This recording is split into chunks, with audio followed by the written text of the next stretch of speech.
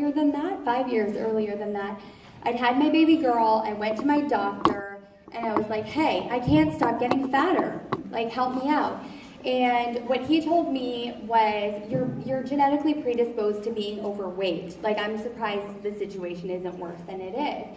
And I have PCOS, and yeah, I've got PCOS, and I have hypothyroid. And, you know, I was working out, and I was doing my own version of eating well, even if, like, my 1,200 calories in the day consisted of a McFlurry. I was trying, right? I was trying something. And so he said, basically with the hormonal profile that you have, this is the situation. It is what it is, and you are working out, so, you know, that's it. So I was pissed.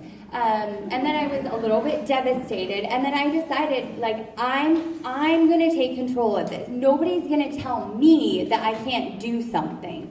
I think that's just my personality. But, like, you can't tell me that I'm meant to feel this way, that I'm meant to be prone to depression, and the mood swings are crazy, and, like, the sugar cravings and all of this stuff, like, and 30 extra pounds on me. You can't tell me that this is how I'm meant to live, because this doesn't feel like me.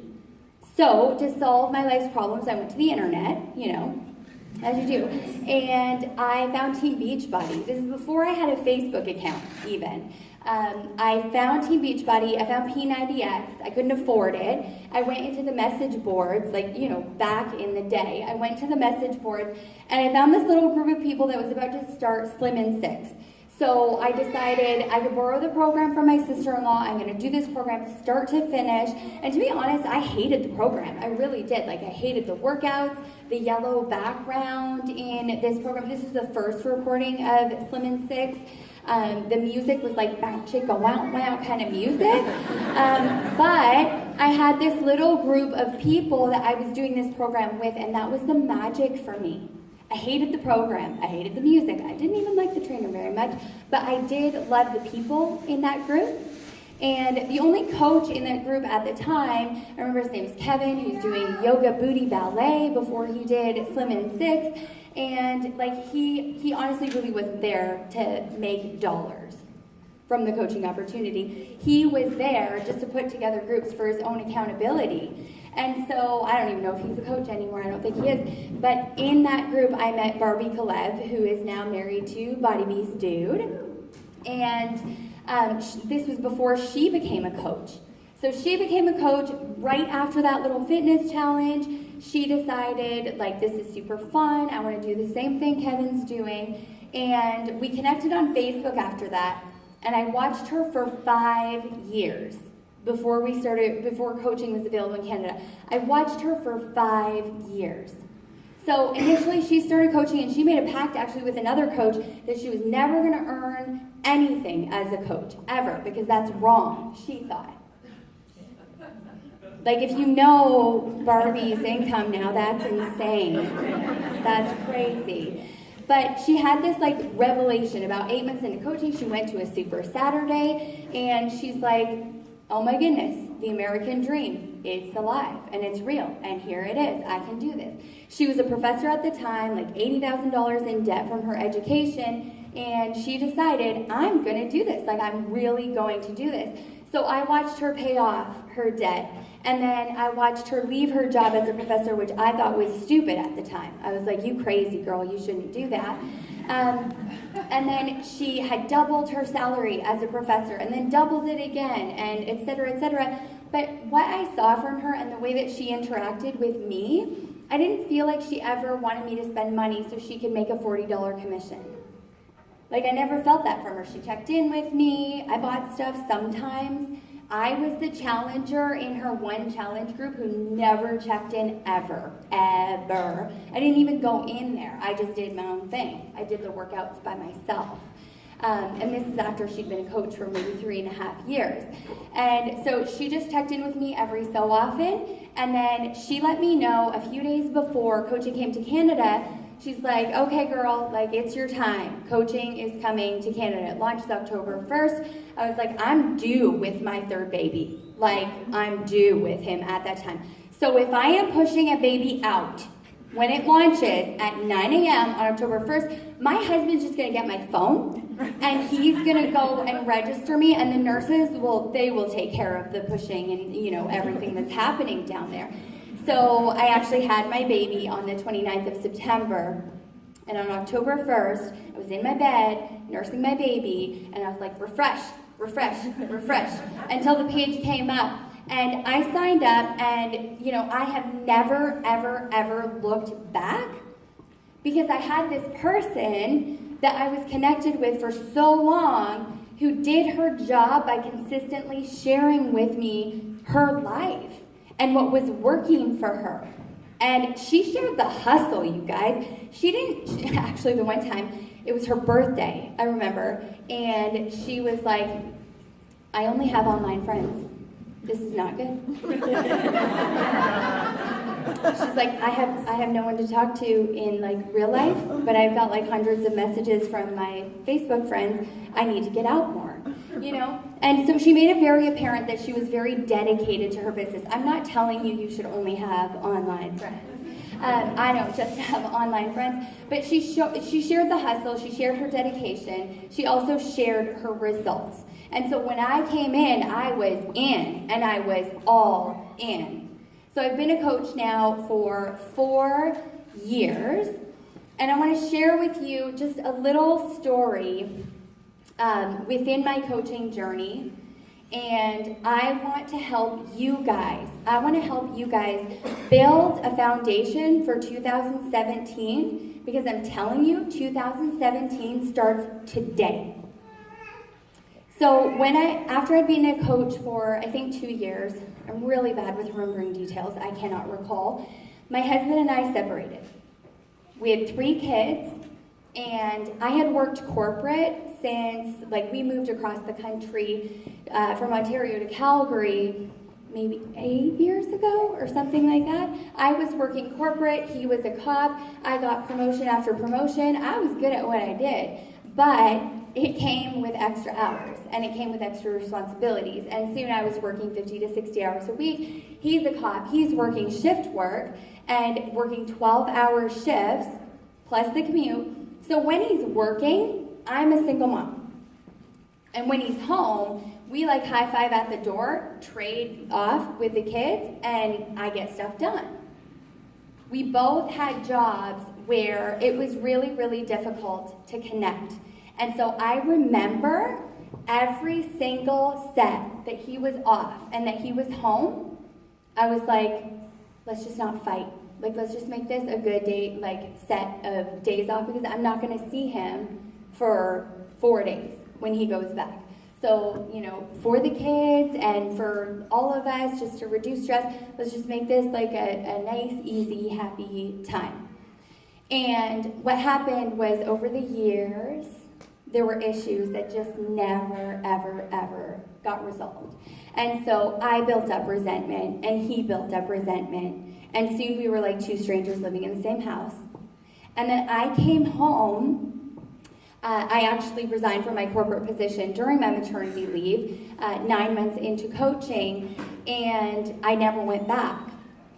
But when I came home and we had a lot more time together, that's when the issues really started to come up, because we had time to fight, right? And we did fight.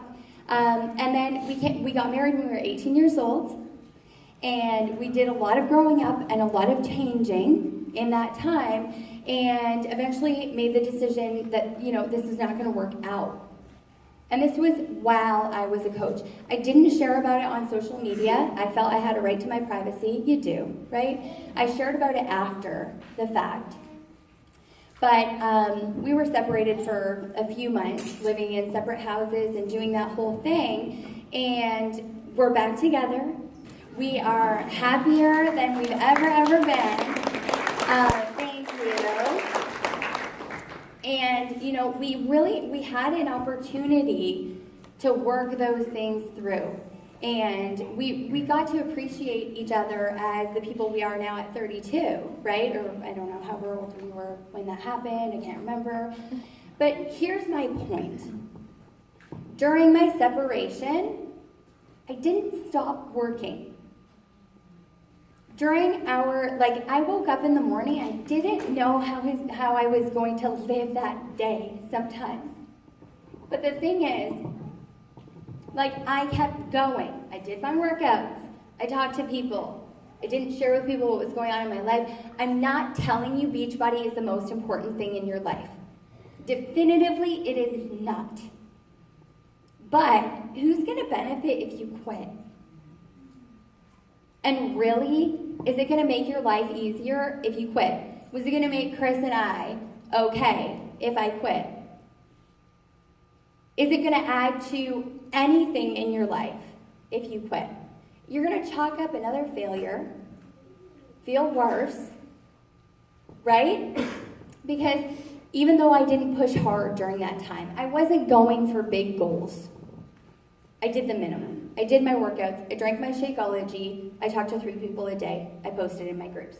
That's really all I had the energy for. But if you don't treat this business like a business, you're not, if you have a job, they don't tell you you can go home and still get paid because you're going through a difficult time, right? And so when things eventually got better, when things turned around in my life, because I'd been doing a little bit during that time. Again, I was doing the minimum. But I did that minimum and I stayed consistent with that minimum. Because let's be real, can't you find an hour a day, 7 hours in a week, quit watching Netflix or something? You can. Everybody can. If the President of the United States can get his workout in, I think you can find an hour in your day to get all the things done. Right? So what I want to talk to you guys about is the end of the year. At the end of the year is when I hear, often, I'm just going to take a step back from a business. And it's hard right now. Nobody wants to pay for a challenge pack, right? I'm hearing a lot of this stuff because at the end of the year, this is when people are less focused on fitness. It just makes sense. This is where the market is. Are they wrong? No. I had a prospect tell me she was gonna buy a challenge pack. She was super, super excited. And then she was like, you know what? I just realized I have to pay for my eyelash extensions. And so I'm gonna do that, so I can't do this thing. I'll do this thing later. Listen, was she wrong? No. She has her own priorities. Her priorities don't have to be my priorities.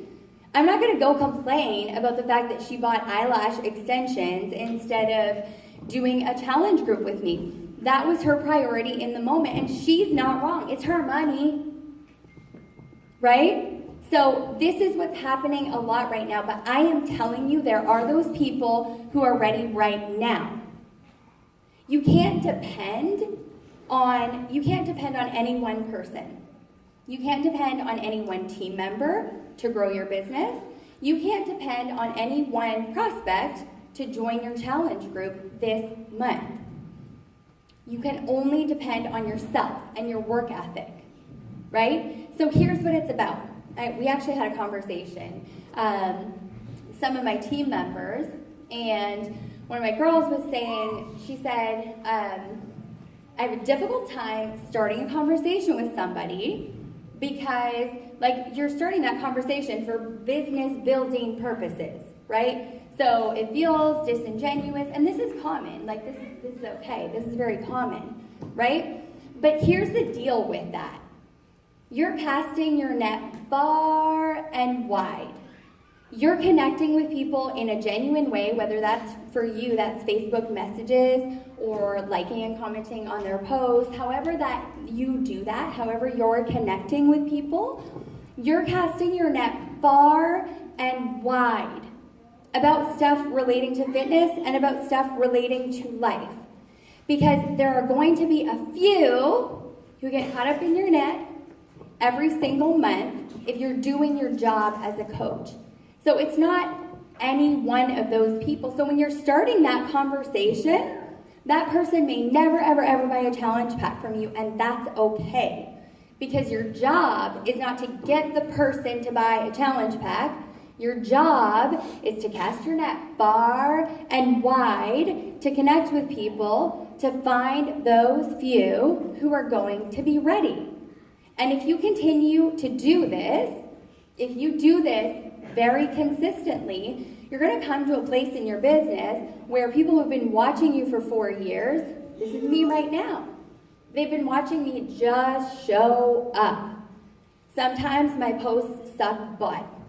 And sometimes they're great, right? But I just show up. They see me over and over and over and over again. They feel like they know me. Sometimes they'll get a message from me. Sometimes they'll comment on their stuff on Facebook. So we're friends. And when they're ready, they come to me. So I've got this coach. She's been a coach, I think, since April or something. And she's like Success Club 20, Success Club 25, Success Club 30 every single month. It's crazy. But she came to me after I'd been a coach for 3.5 years. And she goes, you know what? I used to like unfollow you all the time because I was so annoyed by how happy you were.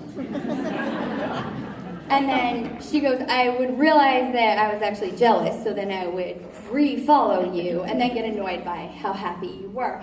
But this was for 3.5 years. And then when she came to a point in her own life, not when it fit my agenda, when she came to a point in her own life, and I did comment on her stuff on Facebook in the meantime, where she needed a change, like she needed a change. Like that point where I was when I became a coach, I needed a change. She contacted me.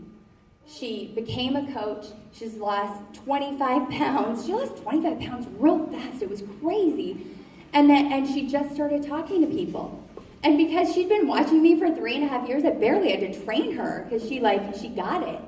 She understood what I do as a coach. So your job is to cast your net far and wide and connect with as many people as possible to find those few. So at the end of the year, because health and fitness isn't really as much of a priority for people, here's what you can do. Here's how you can really, really make this happen. Firstly, actually, I have a question. How many people actually use some kind of business activity tracker consistently? Y'all are lying. We've got how many was that? Do that again. 10 or something like that? Okay. Good to know. On my team, I asked the question recently, and there weren't hands. Nope, there weren't hands for my personally sponsored coaches. So what I want to challenge you guys to do now at the end of the year, because what's going to happen in January, February, March, you guys? January, there are New Year's resolutions.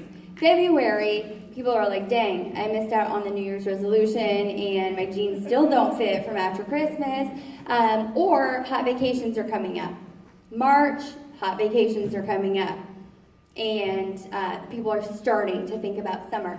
So this is why income always makes a jump in January. And then in February, you've got the continuity orders, right, from the January challengers, and they continue into February. And then March has always been, every year as a coach, has been my highest income month because the months compound, right? You're only going to benefit from that if you do the work now. I've always worked harder in Q4 than any other quarter because I know what's coming. I'm getting paid less, and that's cool, right? Because I know what's coming. So if you have that long-term sort of mindset, I'm going to challenge you to do a few things that my team has been talking a lot about. Number one, track your contacts somehow. Have them somewhere. We use Streak. We love Streak. It just makes things easy. Because then I can, listen, if somebody tells me their goals, that stuff is going in Streak, for sure. Because when I connect with them, I want to remember, the specifics about them, and I want to really connect with them.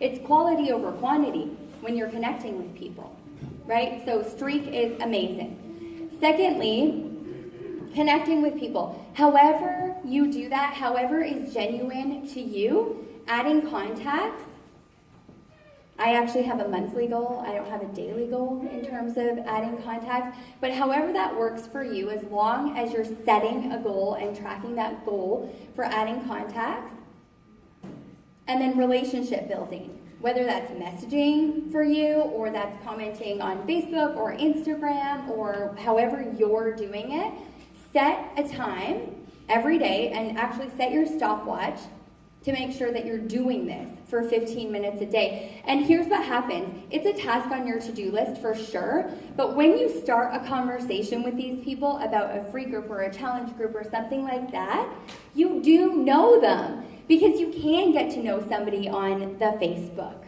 right? You see their life, and this is seriously now my favorite part of the day. I have a Facebook interest list just for my contacts.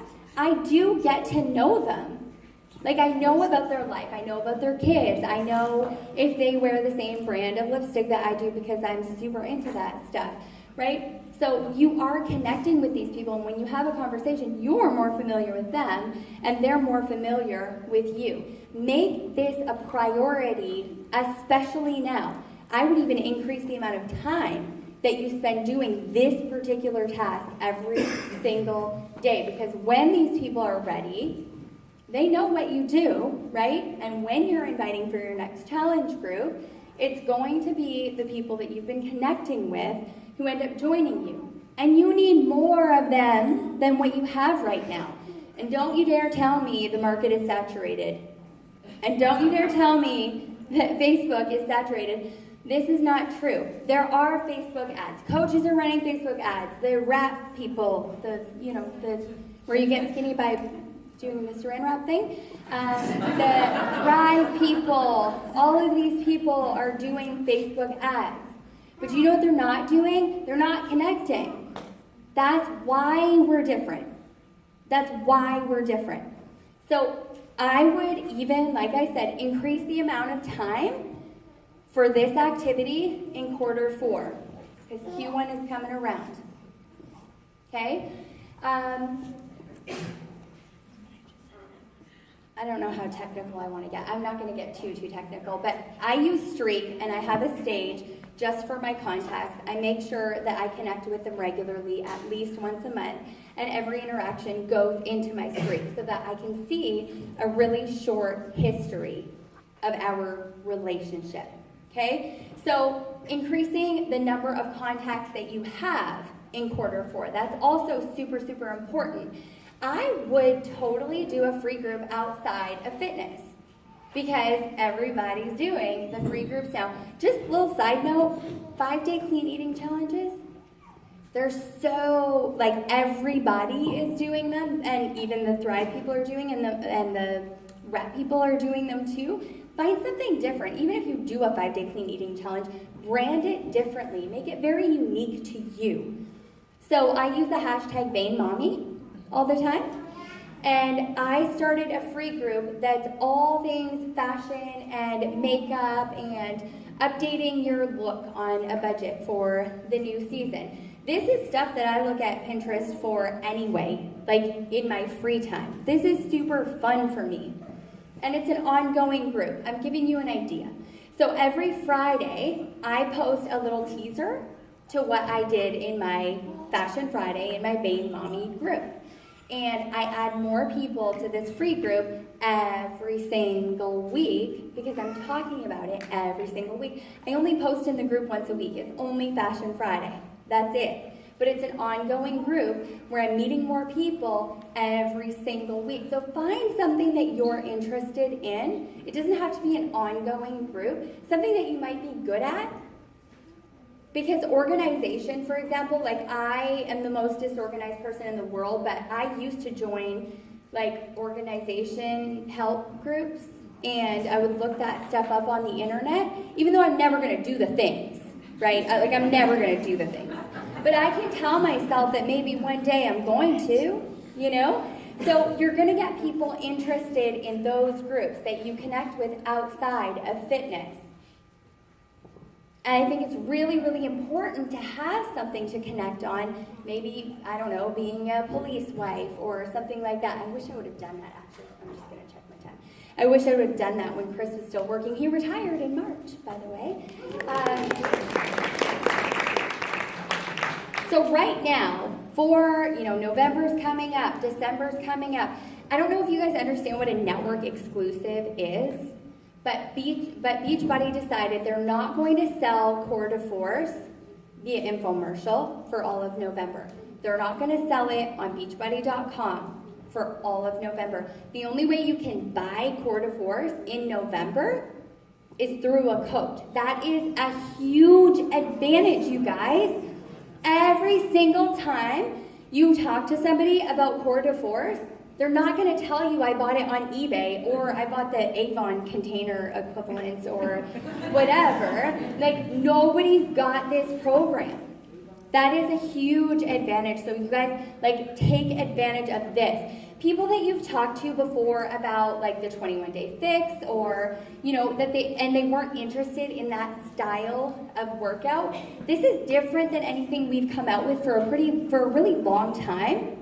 So I would go back to all of those people who said no to something else in the past, and I'm telling you, a few of them will say yes at the end of the year. It's not going to be very many, and that's okay, right? Because you're meeting them where they are. I love it when people say no to me. I freaking love it when people say no to me. You know why? This is my opportunity to show them that I care. This is my opportunity to show them I do not see you as a dollar sign. Tell me what your biggest struggle is, and let me send you something. And I'll check in with you in 2 weeks. And then I put it in my streak. See how that works? Right? So you're having these conversations. You don't need to be afraid of the word no. It's okay. This is an opportunity for you to show why Beachbody is different. We're not just hawking crap on the internet. There's enough of that, right? But you're going to find a few. And you're going to hit Success Club in November. And you're going to hit Success Club in December.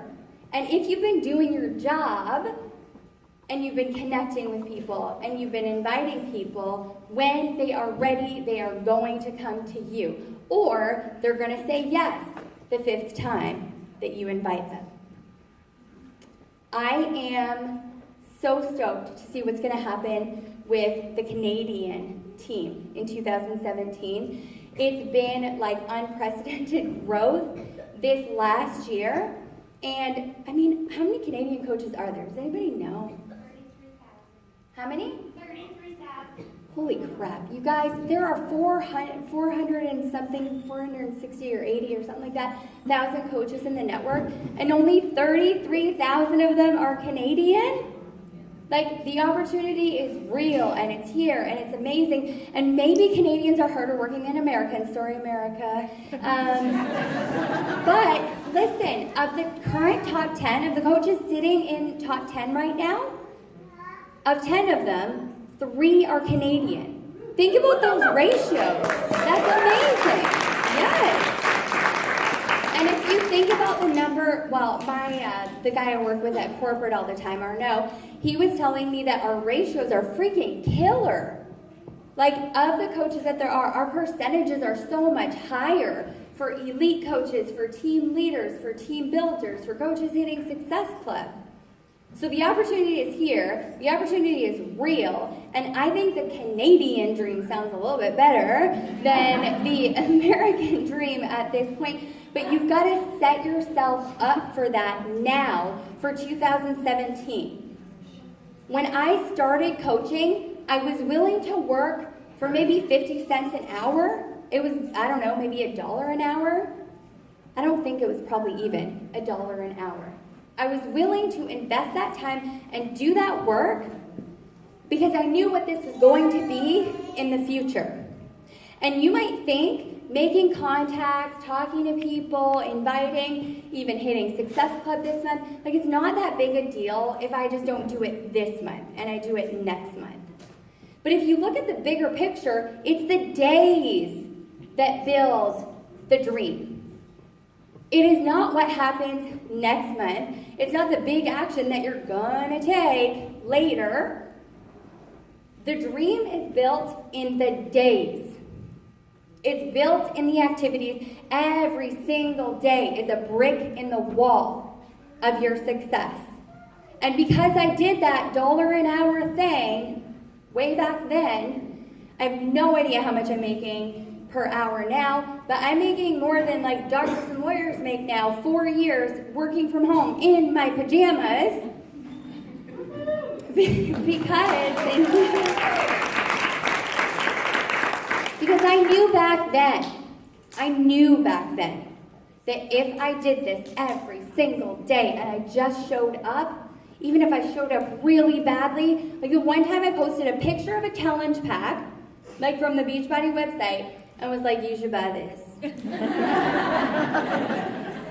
You can't do social media worse than I did it when I started. You can't. So even if you're showing up badly, don't be afraid to suck. You're going to suck a little bit at some things, and that's okay. I still fail every single day. I do. But it's about showing up, and showing up in a big way and in an audacious way.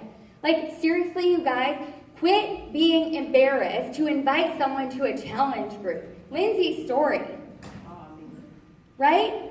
Like, you're offering somebody the opportunity to change their life. And if they say no, they're not wrong. And it's your opportunity to show them, I care about you. That's okay. That is how you're going to build your business. That's it, guys.